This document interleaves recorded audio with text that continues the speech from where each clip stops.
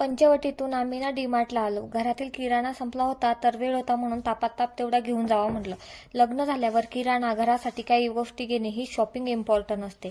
काही सामान घेतलं जे की गरजेचं आहे ते, आणि त्यासोबत मला सगळ्यात महत्त्वाची गोष्ट घ्यायची होती ती म्हणजे चॉपिंग बोर्ड.